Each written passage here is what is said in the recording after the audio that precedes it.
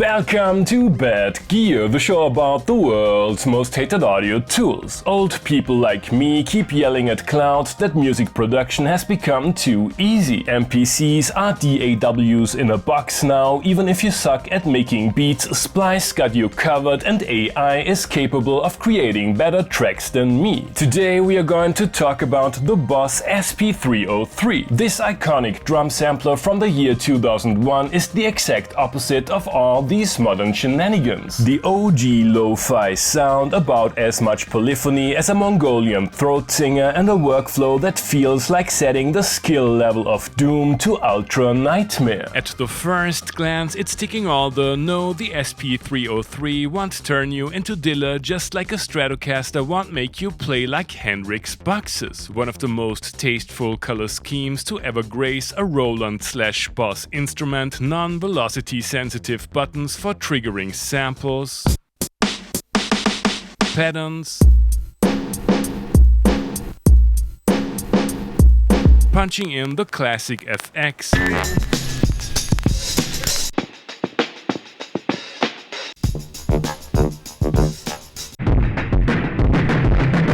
and turning the device into an FX processor for external audio.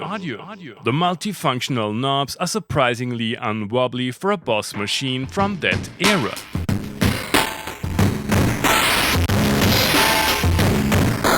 SP404 disciples on a quest for the Excalibur of lo-fi hip-hop might be disappointed by how primitive the original SP303 actually is. Polyphony is limited to 4 stereo voices.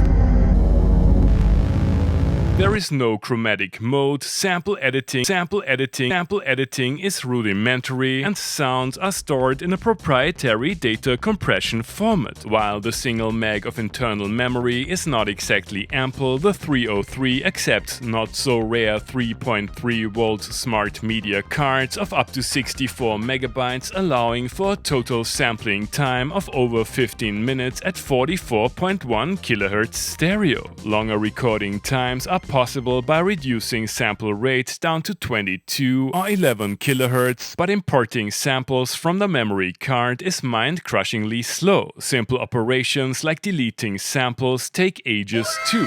4 banks, 2 for the internal memory, 2 for the smart media, hold up to 8 samples each, which can be played back as a one-shot in gate mode, as a loop. In contrast to its predecessor, the SP202, the 303 comes with a basic sequencer. 32 patterns of up to 99 bars of wonky goodness can only be recorded and edited in real time. There is no step mode, but a minimalist quantization option. As we are talking about the legendary workflow of the SP303, resampling is essential.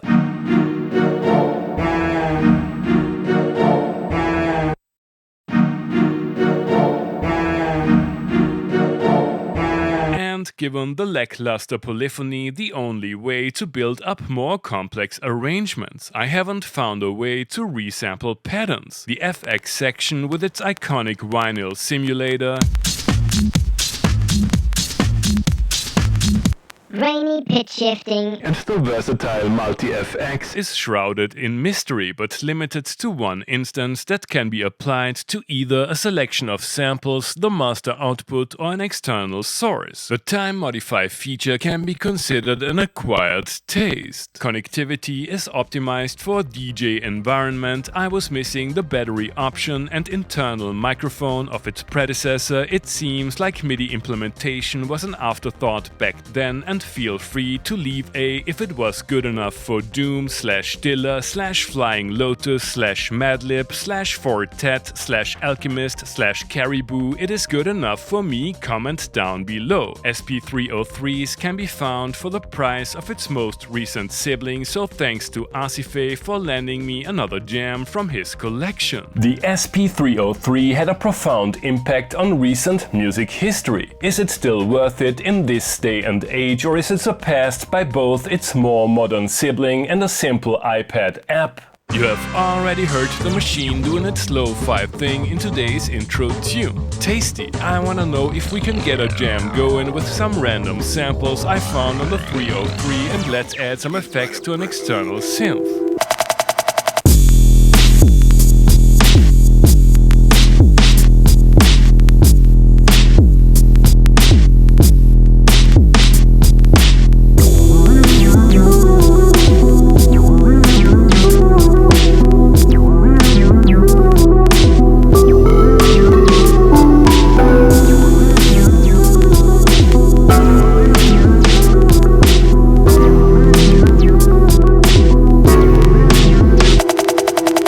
Not the most inspired jam I've ever played, but the classic ingredients are there. Vinyl crunch, art sequencer timing and a minimalist approach that doesn't forgive. Midi implementation and low polyphony count can be a real challenge. Time to add an external sequencer for real-time control and lower the sample rate even further.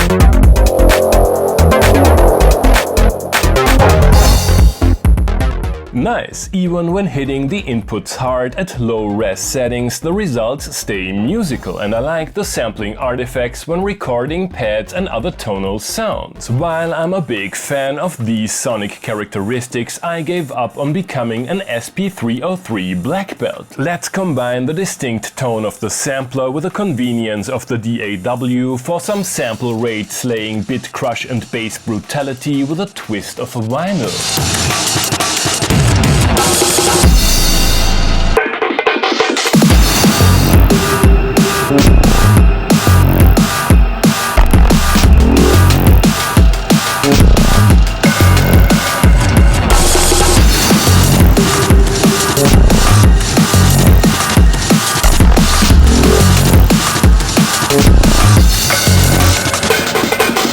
Verdict. The SP303 is an iconic piece of gear for a reason. A rich history linked to countless influential musicians, tonal characteristics that are hard to emulate, and a workflow associated with a certain level of beat-making mastery. However, it is a very archaic instrument with many flaws and limitations, and casual sample manglers like myself, who are years away from reaching lo-fi zen, might find a modern take on the subject much less frustrating to use. I deeply respect people who still put the little sampler to good use in actual music production, but let's be honest, most SP303s have become part of an early 2000s hip-hop cosplay kit. Thanks for watching and see you next time!